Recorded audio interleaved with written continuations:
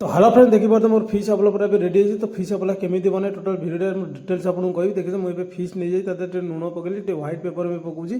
तो देखिए तो आरएमडी पाउडर भी पकाऊँ ब्लैक पेपर पके बागे मिक्स आम करिया मिक्स कर सारा पर हल्का कॉर्नफ्लोर नौ हल्का मैदा नौ ताको आम बागे मिक्स करिया मिक्स कर सारा आम कड़े फ्राए कर देखिए स्लो आंचर कड़े फ्राए कर जो आम फिश अच्छी पूरा कड़क जमी बाहर दरकार तभी मुझे कड़े तेल टे पकई तेल पर देखिए मुझे रसुण अदा पकई रसुण स्टार्टिंग पकड़ी अदा पकई आम बागे फ्राए करिया। तो फ्राए कर सारा करिया पत्र पकड़ा जी आम भेसुंग पत्र पर आम कंचा लंका पकड़ा। तो कंचा लंका पकई सारा शुखिला लंका पकई बागे आम फ्राए करिया। तो फ्राए कर सारा आम हल्का रेड चिली पेस्ट ना पाइसी तापर आम ये नवा दही दही पर आम नौ चिली सस टे। तो चिली सस आम बागे फ्राए कर सारा तापर आम पकेबा ये लुण। तो लुण पर आम पकाऊ व्हाइट पेपर पर आम पकड़ू आरएमडी पाउडर पर आम ब्लैक पेपर।